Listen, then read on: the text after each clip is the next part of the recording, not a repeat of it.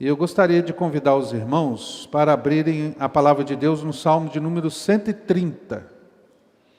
Salmo de número 130.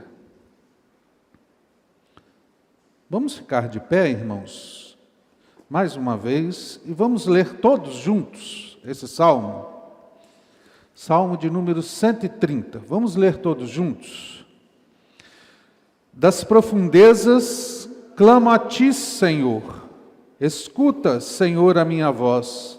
Estejam alertas os teus ouvidos às minhas súplicas. Se observares, Senhor, iniquidades, quem, Senhor, subsistirá? Contigo, porém, está o perdão para que te temam. Aguardo, Senhor, a minha alma o aguarda. Eu espero na sua palavra. A minha alma anseia pelo Senhor, mais do que os guardas pelo romper da manhã, mais do que os guardas pelo romper da manhã. Espere Israel no Senhor, pois no Senhor há misericórdia, nele copiosa redenção. É ele quem redime a Israel de todas as suas iniquidades. Amém? Vamos orar? Senhor, louvado seja o teu santíssimo nome, pela tua palavra. Por esse momento, Senhor, de culto que prestamos ao Senhor, pelos hinos e cânticos entoados. Que maravilha, Senhor, é sentir a tua presença em nosso meio.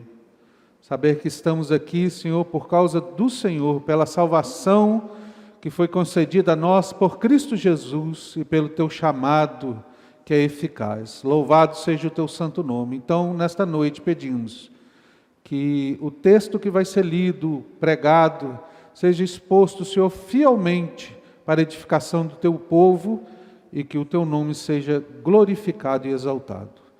Ó Senhor, abençoe o teu povo. Nós oramos assim em nome de Jesus. Amém. Podeis assentar, queridos irmãos. O Salmo de número... Eu gostaria de falar sobre o tema, uma jornada para o céu. Poderia perguntar quem quer ir para o céu nessa noite, né? Levante a mão. Acredito que muitos querem ir para o céu. Bem, o Salmo de número 130 faz parte dos 7 salmos chamados penitenciais, que são os salmos de número 6, 32, 38, 51, 102, 130 e 143. O que é salmo penitencial? É um salmo de oração por misericórdia, e que expressa um sentimento de pecado tão profundo e penitência por esse pecado que não é visto em nenhum outro lugar do Antigo Testamento, senão aqui nesse Salmo de número 130. Esse salmo também é chamado de cântico de romagem. Por quê? Porque o povo de Israel foi escravo da Babilônia. E após ser liberto da escravidão, quando eles estavam indo para Israel, retornando para o templo, eles entoavam esse cântico em romaria, voltando para sua casa. É também chamado de salmo de peregrinação, porque ele acabou fazendo parte daquele salmo em que todo ano o judeu tinha que ir 3 vezes ao templo, na Páscoa, na festa dos tabernáculos e no Pentecostes. Então todo judeu que ia até Jerusalém no templo, ele entoava esse cântico numa peregrinação, por isso que é chamado também de cântico de peregrinação, o salmo de peregrinação.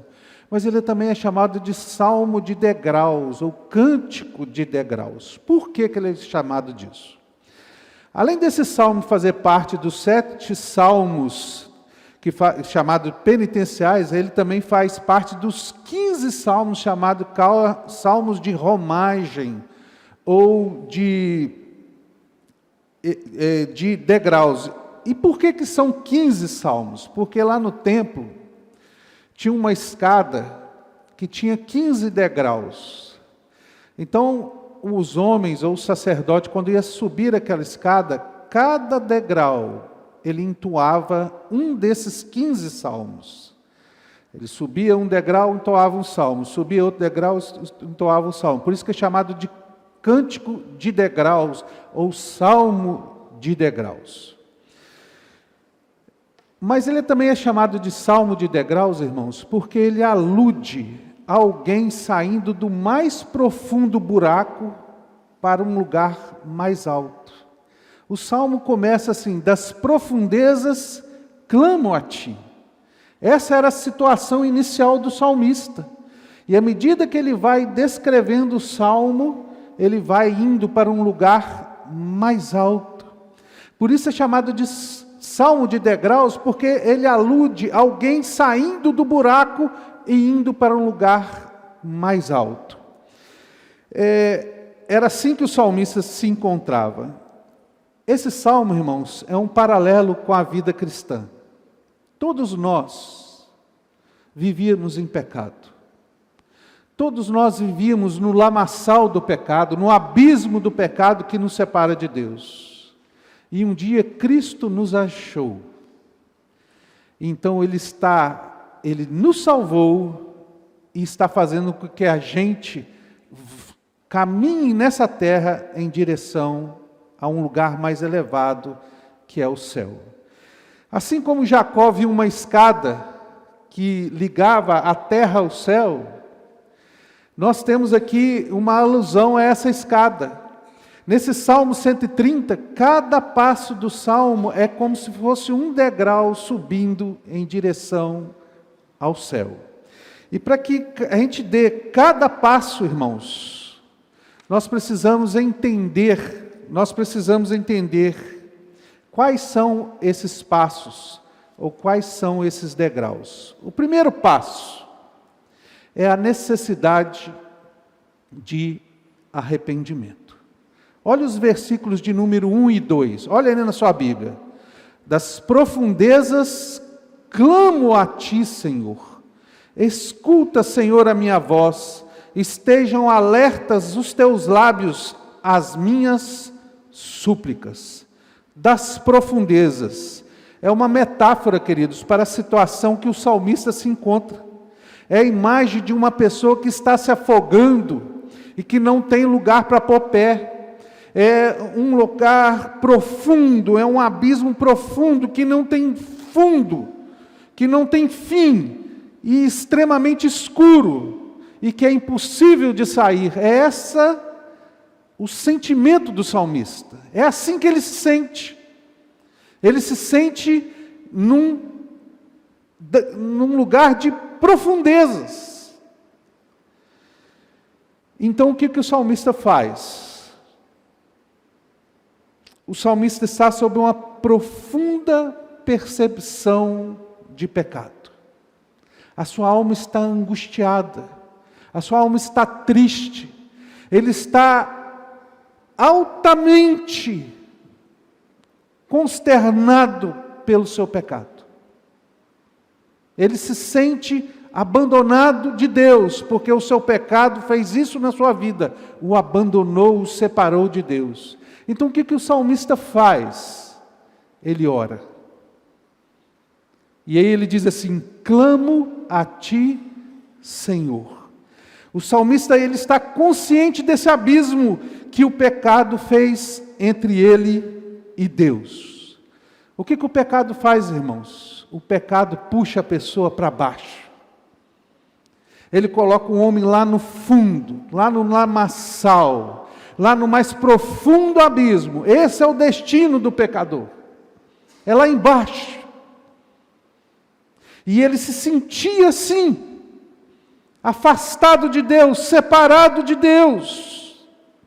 Sabe, queridos, o nosso maior inimigo não é a doença, não é a crise financeira, não são os problemas políticos, não é as crises familiares. O nosso maior problema chama-se pecado.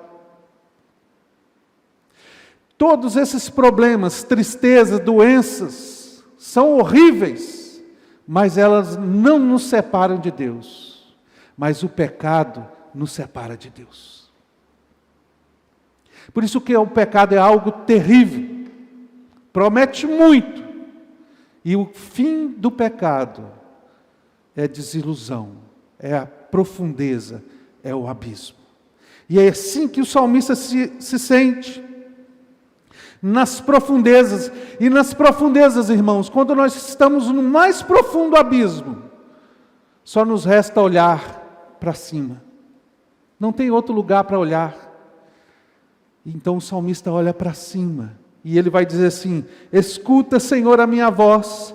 Estejam alertas os teus ouvidos às minhas súplicas. O salmista ora, ele pede que Deus ouça a sua oração, ele suplica. Suplicar significa o quê? Pedir por misericórdia. É isso que o salmista está pedindo: Senhor, tem misericórdia de mim, tem compaixão de mim. E o que levou o salmista a orar? Foi o arrependimento. Ele se arrependeu da situação que ele estava.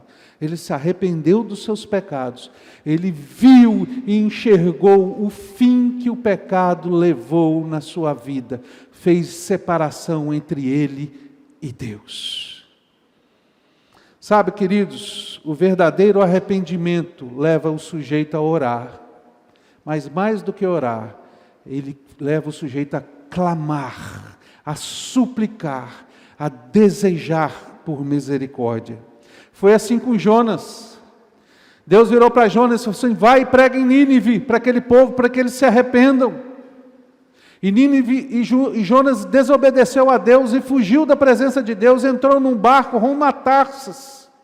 Deus manda uma tempestade, Jonas é jogado no mar. Jonas ia morrer no mar, mas Deus envia um grande peixe que engole Jonas. E lá no ventre daquele grande peixe, Jonas reconhece o seu erro, reconhece o seu pecado. Lá no mais profundo abismo, Jonas clama por salvação e clama por perdão. É assim, no mais profundo abismo, só nos resta clamar a Deus por salvação. E foi isso que o salmista faz, ele clama por salvação.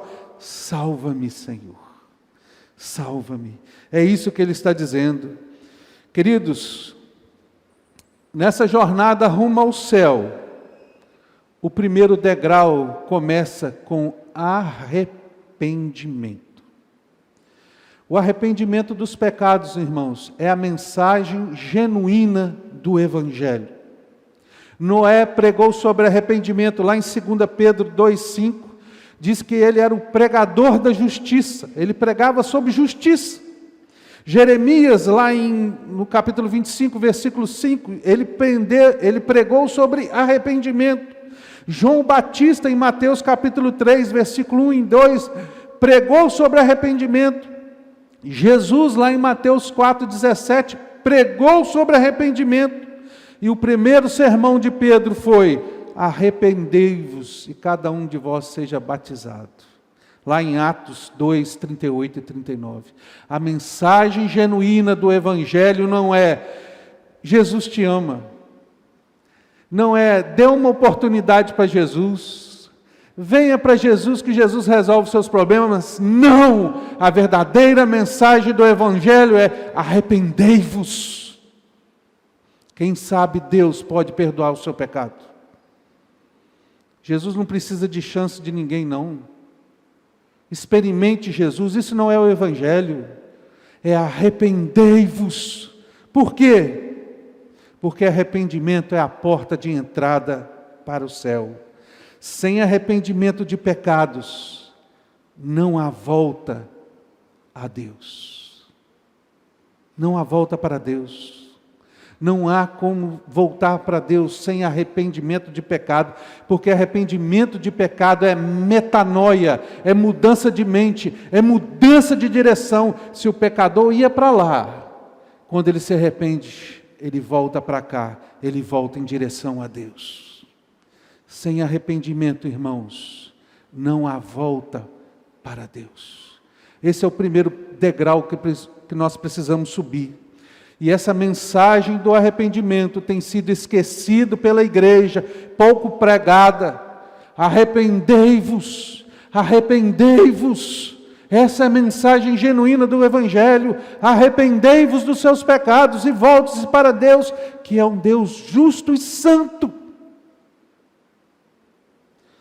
Queridos,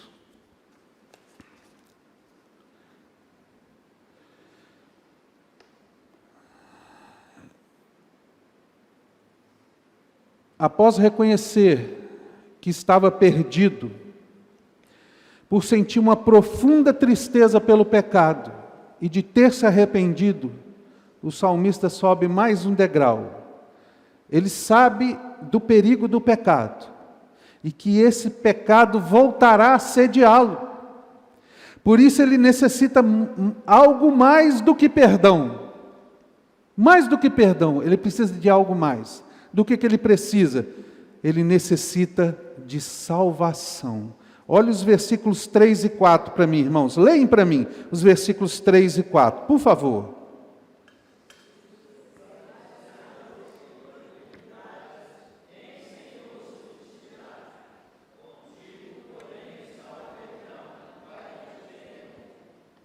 Aqui o salmista, após reconhecer seu estado de pecado, leva a reconhecer a necessidade da salvação. Por que ele reconhece isso? Por que o salmista reconhece que ele precisa ser salvo?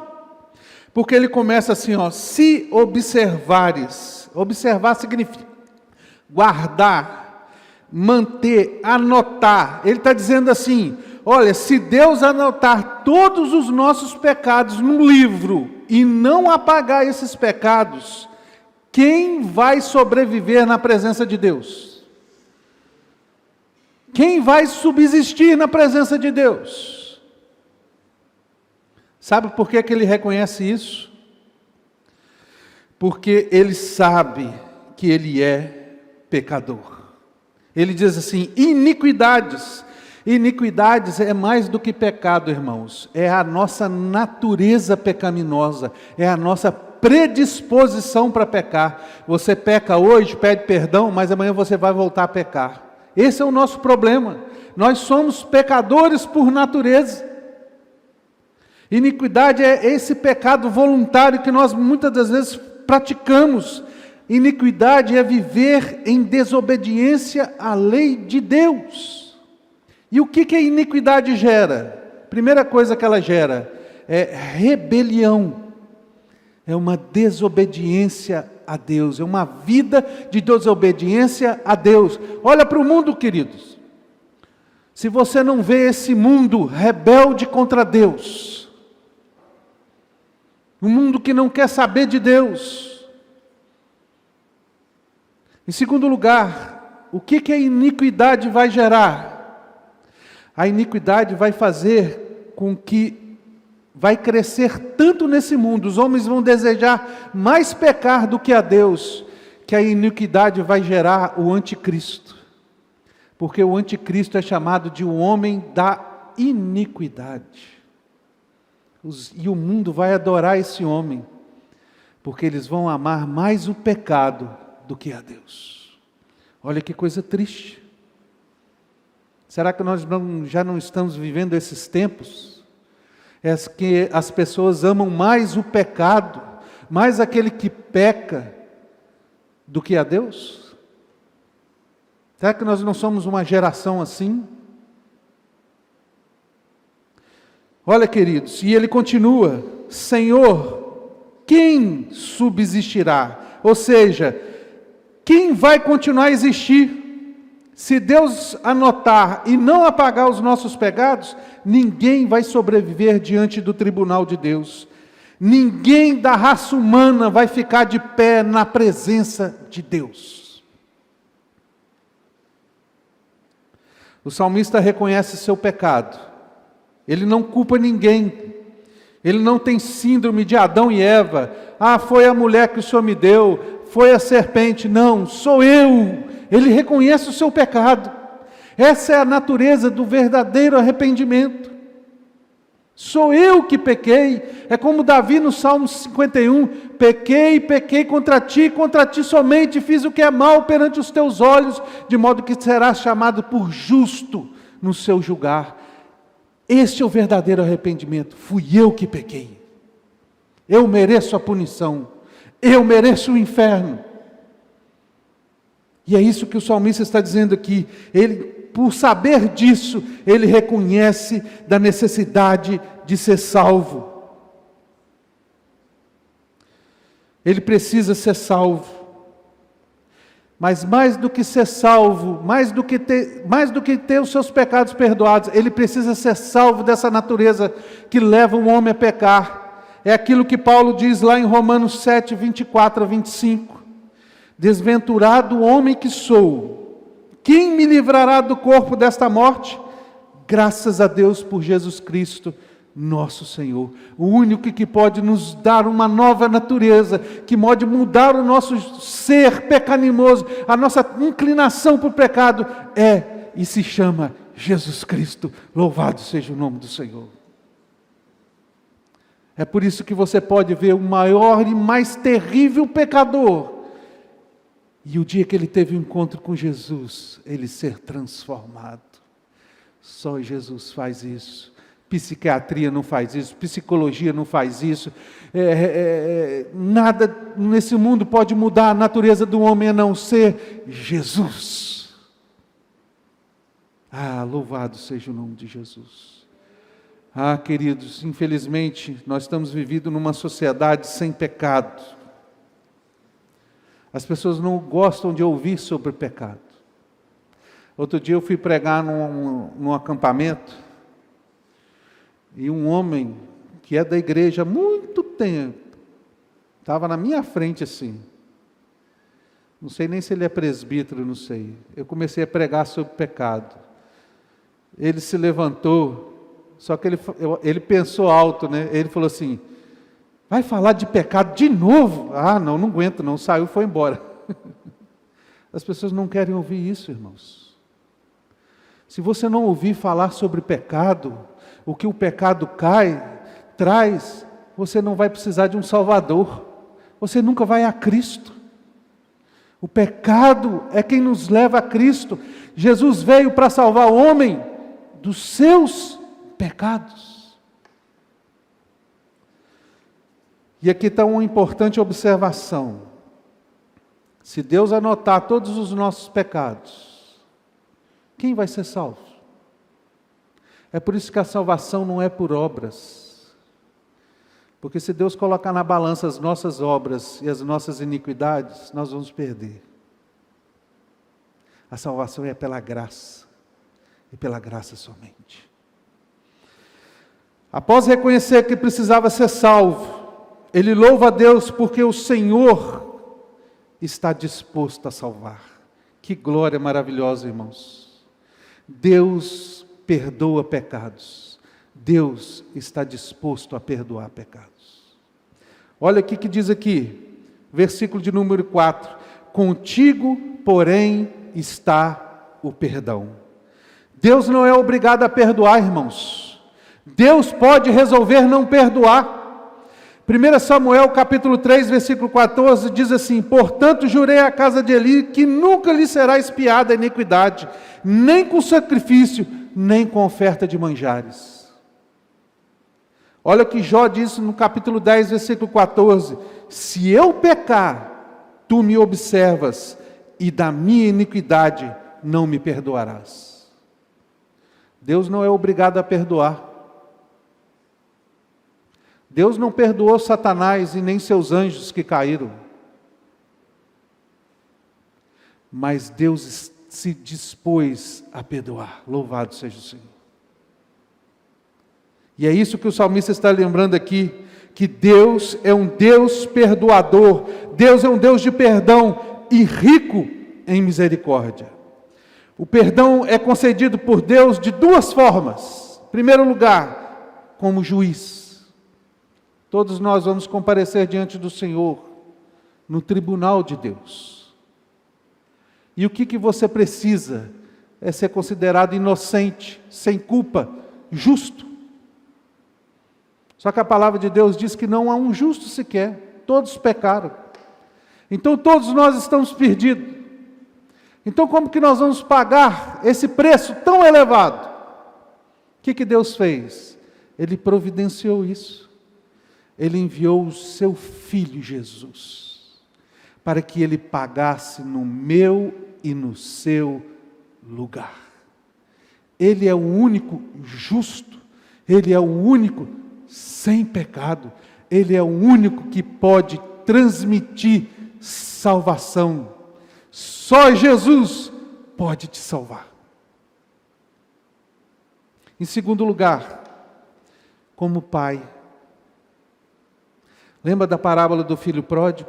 Em que o filho pródigo pediu herança ao pai e foi para um lugar distante, pecou e gastou tudo e ficou à bancarrota. Então ele volta para a casa do pai. E segundo a tradição judaica, o pai podia apedrejar aquele filho e matar ele, diante da desonra que ele tinha feito com o pai. Mas o que o pai faz? Recebe aquele filho bastardo, que tinha se afastado, como filho. Põe um anel no dedo dele e perdoa aquele filho. Como filho, nós podemos ser perdoados pelo pai. E para que nós nos tornemos filhos de Deus, só há uma maneira: é crendo em Jesus Cristo. João capítulo 1, versículo 12, diz assim, que Deus nos deu o poder de sermos feitos filhos de Deus. Ninguém é filho de Deus até que creia em Jesus. Antes de crer em Jesus, você é criatura. Quando você crê em Jesus, você se torna filho. Então Deus te abraça e te perdoa. Louvado seja o Senhor. Queridos, e para que Deus perdoa? O salmista vai dizer assim: para que te temam. Para que te temam.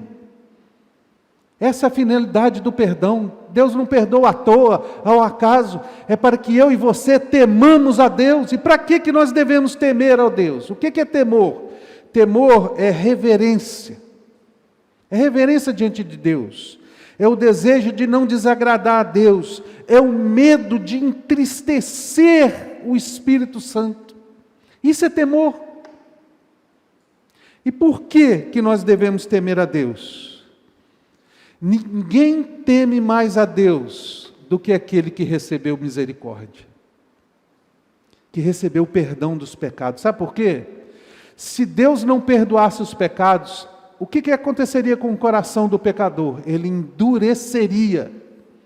Já que Deus não perdoa, eu vou pecar mesmo. Eu odeio esse Deus. Eu não quero saber desse Deus. Mas porque Deus perdoa, o pecador reconhece que Deus é Deus de misericórdia. Então ele volta-se para Deus em gratidão, em desejo de agradar esse Deus. Ele se volta para Deus em temor. Em temor a Deus. Queridos, por que devemos temer a Deus?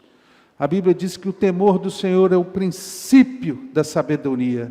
É o início de uma nova jornada, de uma nova maneira de ser, de um novo viver. É a característica daquele que nasceu de novo.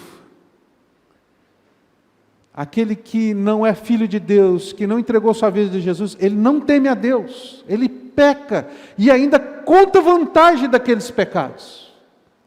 Mas aquele que teme ao Senhor, ele se entristece pelo Senhor, ele se entristece por ter pecado contra o Senhor.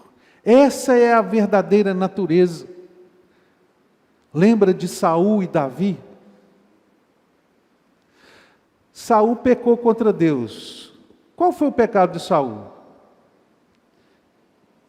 O profeta Samuel estava demorando e o sacrifício estava ali, precisava fazer o sacrifício para que eles fossem para a guerra. Só que Samuel, que era o sacerdote, estava demorando. Então Saul falou assim: está demorando demais, eu sou o rei, então eu vou fazer o sacrifício. Ele fez o sacrifício, acabou de fazer o sacrifício. Samuel chegou. E aí Samuel virou para ele e falou assim: olha, Deus vai tirar o reino de você por causa disso. Você pecou. O que Saul fez?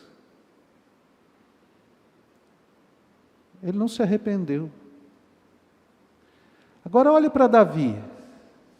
Davi viu uma moça nua, tomando banho, do pátio do seu palácio. e ele cobiçou aquela moça. Só que aquela moça era casada. Ele adulterou e ainda tramou um plano para matar aquele homem, que era o marido daquela mulher.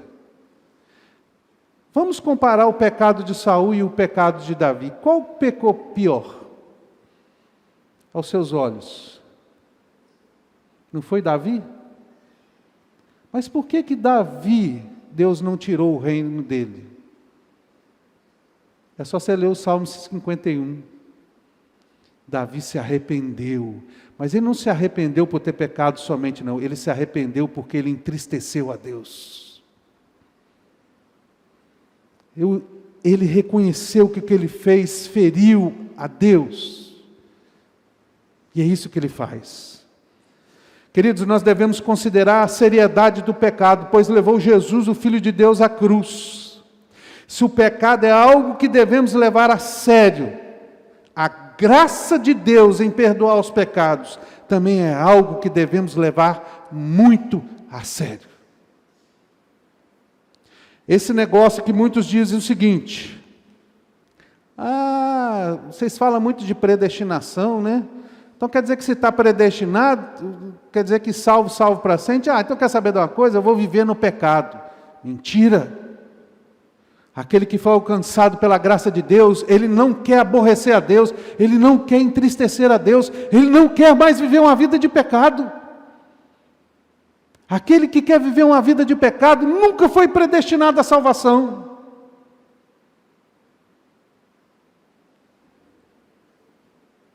Sabe, queridos, o temor a Deus é a raiz da árvore que produz o fruto chamado santidade. Aquele que teme ao Senhor vive vida santa. Agora o salmista vai subir mais um degrau. Após subir o primeiro degrau, que é sentir tristeza pelo pecado e o arrependimento, após subir o degrau da salvação, agora o cristão sobe mais um degrau. É o modo de viver daquele que foi alcançado pela salvação. É como ele vai viver daqui em diante. Eu me arrependi, senti tristeza pelo pecado, me arrependi, clamei por salvação, agora como que eu vivo para esse Deus que me salvou?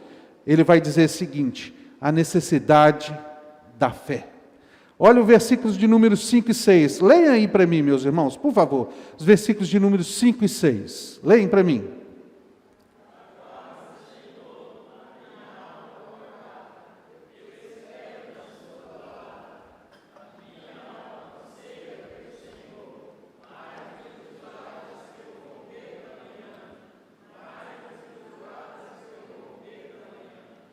Aqui o salmista vive de esperar no Senhor. Isso é fé. É viver pela fé. A palavra diz que o justo viverá pela fé. Como que o crente vive? Pela fé. Senhor, eu não entendo a Trindade. Eu vivo pela fé. Senhor, eu não entendo o mal. Eu vivo pela fé. Senhor, eu não entendo o que está acontecendo comigo. Eu vivo pela fé. E ele vai dizer o seguinte: aguardo, espero. O povo de Deus sempre foi um povo que espera. No Antigo Testamento eles esperaram pelo Messias, Jesus veio. Agora nós somos o povo que espera pela segunda volta de Cristo. Nós esperamos perdão dos nossos pecados. Nós esperamos ser libertos do pecado. Nós esperamos por novos céus e nova terra. A vida do crente é esperar. E é isso que o salmista faz. Ele diz: a minha alma, todo o ser do salmista anseia por esse Deus. Por quê? Porque esperar, irmãos, produz esperança. Esperar produz paciência. Esperar produz mudança. Esperar produz domínio próprio. Esperar quebra o orgulho da pessoa. Esperar produz submissão. E valoriza a bênção quando ela chega. O povo de Deus vive pela fé. E ele vai dizer: eu espero na sua palavra. Essa fé é alimentada pela palavra de Deus. Não há como você viver nesse mundo, viver pela fé, se você não amar a palavra de Deus, se você não ler a palavra de Deus, se você não ler ela, não desejar ela, não meditar nela. A fé vem pelo ouvir, e o ouvir pela palavra de Cristo.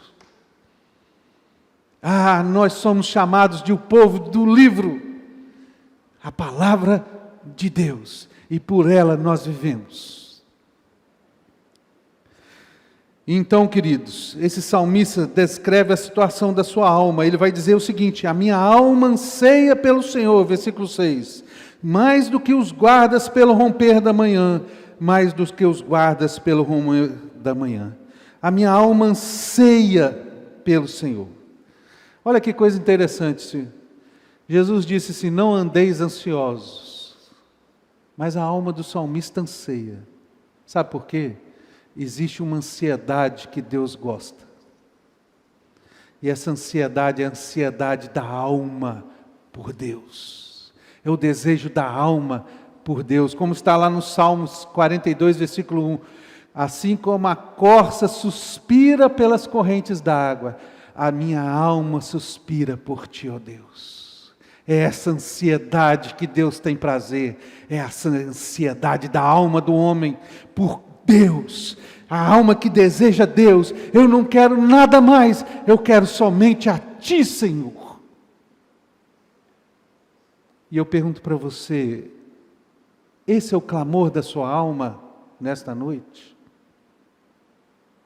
É a Deus que você anseia? É a Deus que você suspira? É a Deus que você deseja? É Ele e nada mais. Esse deve ser o anseio da sua alma. E então, queridos, mais do que os guardas pelo romper da manhã. Aqui ele vai fazer uma ilustração interessante. O que acontecia naquela época? Havia cidade, os muros da cidade, e os guardas vigiavam para que não houvesse uma invasão durante a noite, porque a noite era mais propício para a invasão. Então todo sentinela, todo guarda ansiava pela manhã, porque quando é de manhã, naquela época, não tinha luz elétrica. Ele podia ver as coisas. Quando a luz chegava, as trevas dissipavam. Quando a luz chegava, era sinal de salvação. É isso que o salmista está dizendo: a minha alma anseia mais do que os guardas pela luz da manhã, porque eu anseio pela sua salvação, eu anseio que a sua luz dissipe as trevas do meu pecado. Eu quero ser santo. Esse é o desejo do salmista. Esse é o desejo da alma do salmista. Esse é o desejo de todos nós que vivemos pela fé. Nós queremos ser transformados à semelhança de Cristo. Nós sabemos que nós somos pecadores, que nós não merecemos nada. Tem hora que eu fico desanimado: Senhor, por que o Senhor faz isso na minha vida? Por que o Senhor me chamou para pregar? Por que isso? Eu não mereço essa graça bendita de pregar o Teu Evangelho, porque eu sou pecador. Mas uma coisa eu digo para os irmãos: a minha vida tem sido transformada dia a dia, de glória em glória, pelo Senhor. Porque um dia eu entreguei minha vida ao Senhor Jesus, e eu vivo pela fé. Aqui, irmãos, nós temos o maior desejo daquilo que vive pela fé. Ele deseja que Deus o transforme à semelhança de Cristo. E por isso ele vive pela fé. Agora, queridos, o salmista vai subir mais um degrau, que é muito importante. É o versículo de número 7. Leiam para mim o versículo de número 7.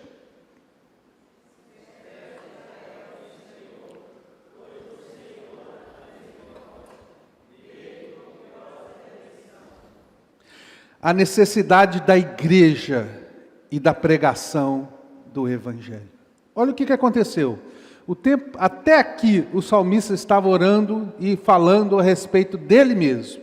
Agora ele muda a direção do seu discurso e vira o seu discurso para Israel. Espera Israel. Israel é a igreja de Deus no Antigo Testamento. O salmista reconhece que ele era pecador, ele se arrepende, ele clama por salvação, ele vive pela fé, mas ele lembra que tem outras pessoas semelhantes a ele. E ele deseja estar com essas pessoas, ele ama essas pessoas, ele se preocupa com essas pessoas. É assim a vida do crente verdadeiro. Ele ama a igreja, ele deseja estar no meio do povo de Deus, ele anseia por estar na igreja, por trabalhar na igreja, por servir a igreja, porque ele faz parte desse povo, são seus irmãos.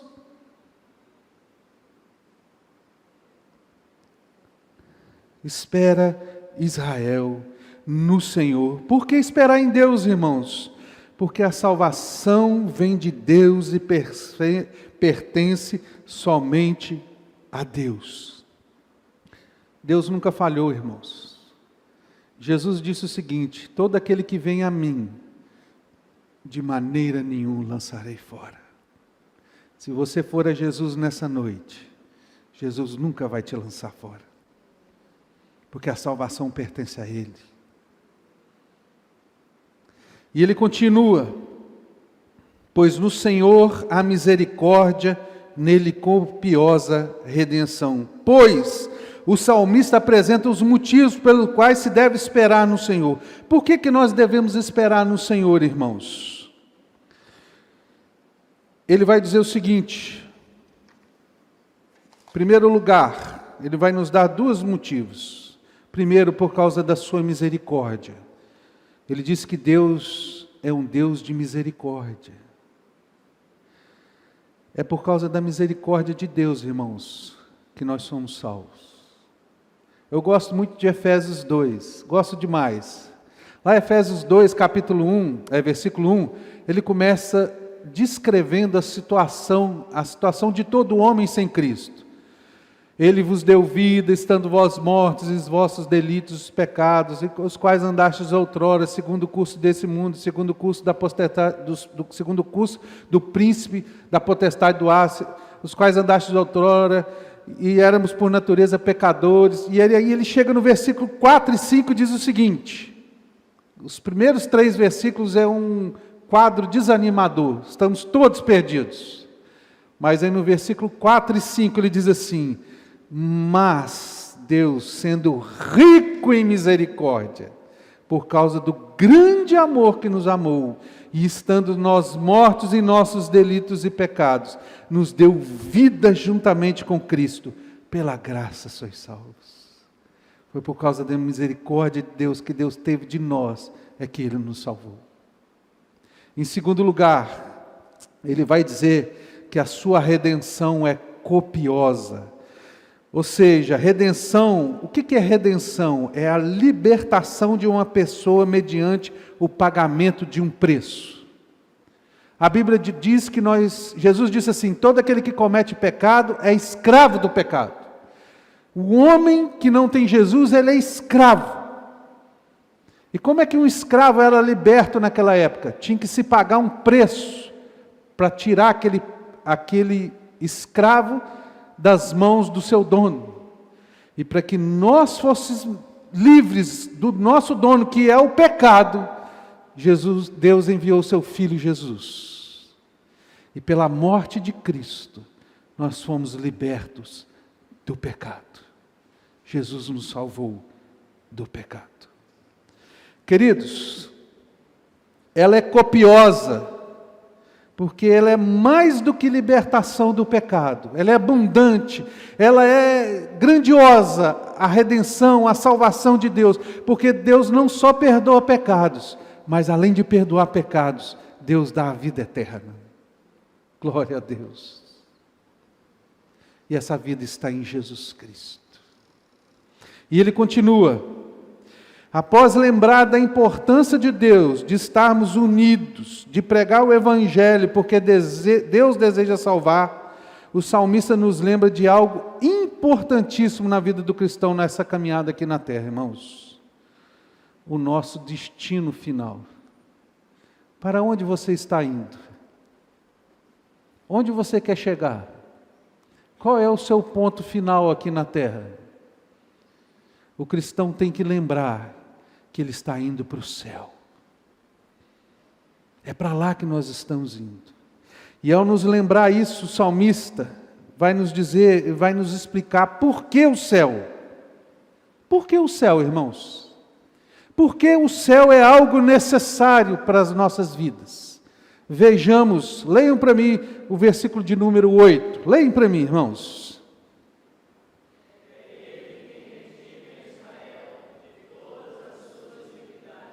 Aqui está o último degrau. A necessidade do céu. A necessidade do céu. Ele diz assim, redime. Redime vem de redenção. Nós vimos que redenção é salvação, é libertação. Agora, ser salvo do quê? Apenas aqui, no Antigo Testamento, irmãos, 60 vezes a palavra redimir é citada. Mas apenas no Salmo 130, apenas aqui, redimir tem o sentido de libertação do pecado. Apenas aqui. É isso que o salmista está dizendo.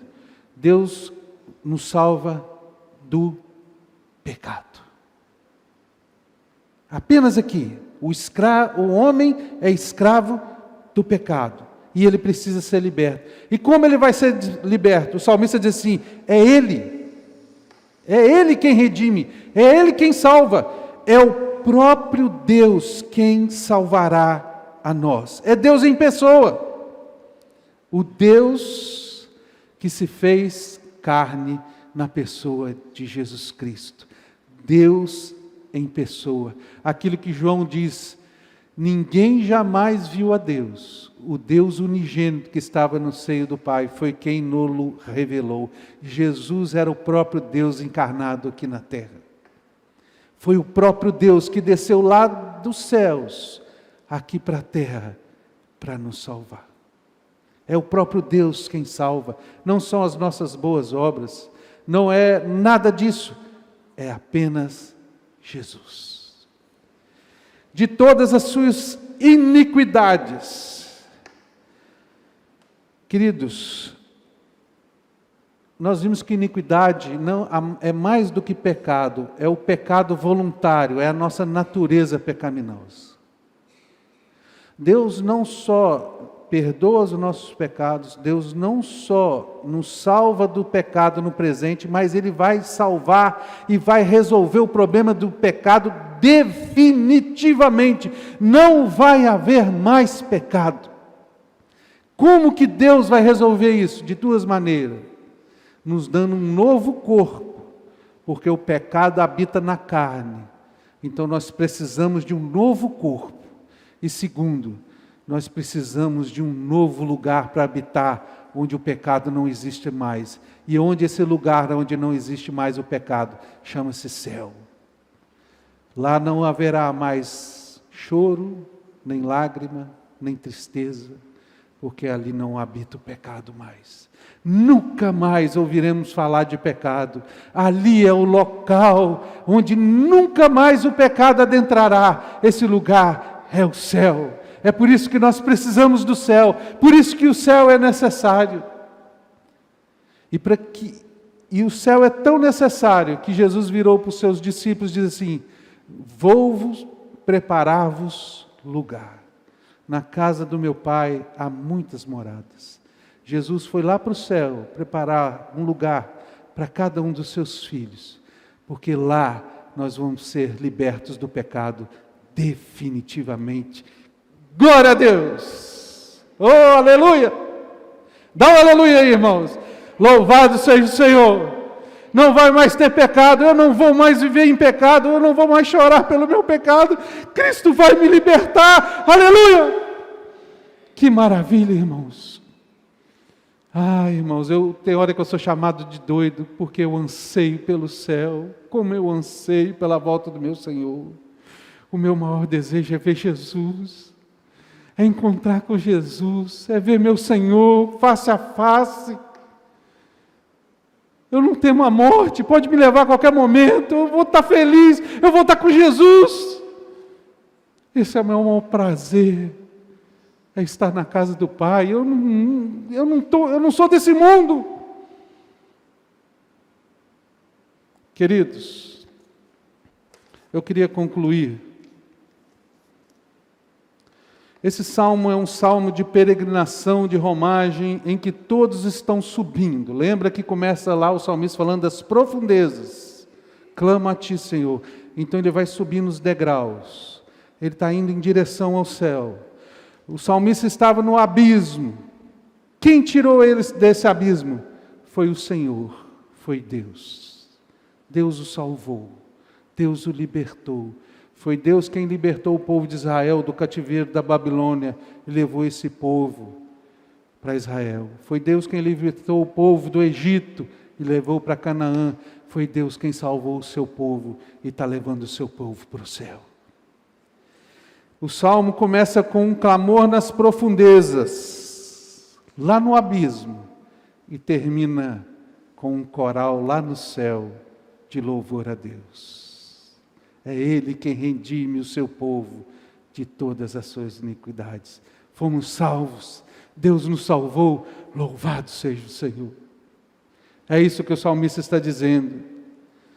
Ele começa com choro, com angústia e tristeza pelo pecado, e termina em louvor a Deus pela salvação. Queridos, mas uma coisa você deve observar. O salmista disse lá no versículo 3, se observares, Senhor, iniquidades, quem, Senhor, subsistirá? Contigo, porém, está o perdão para que te temam. No dia do juízo final, ninguém poderá ficar de pé diante de Deus. Só tem uma pessoa que pode ficar, somente um homem é que pode ficar de pé diante de Deus. E essa pessoa chama-se Jesus Cristo. Ele é o justo de Deus. E por ele ser o justo de Deus, ele pode conceder perdão e salvação.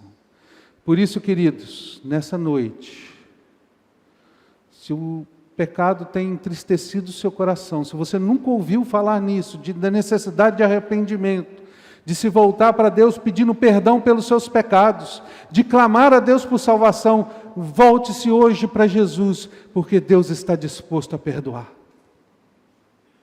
Ore agora, nesse momento, Senhor, salva-me, eu me arrependo dos meus pecados, eu nunca tinha ouvido essa mensagem, Senhor, perdoa-me, porque sem arrependimento não há entrada no céu. Você pode experimentar isso nessa noite, se você tem sido tocado por Deus ao ponto de sentir tristeza pelo seu pecado. E eu vou falar uma coisa muito triste, irmãos, muito triste. A gente não tem visto mais choro pelo pecado. Não tem visto. Vidas tristes. Eu lembro que eu vivi uma vida iníqua. E um dia eu estava no meu quarto. Eu não era salvo ainda por completo. Mas eu sempre tive conhecimento da palavra de Deus. E às vezes até eu me orgulhava pelo pecado, pelas coisas que eu fiz. Mas um dia eu lendo um livro, chamava Testemunhando Sem Medo, de Bill Bright. Naquela tarde, naquela manhã de sábado, Jesus me visitou.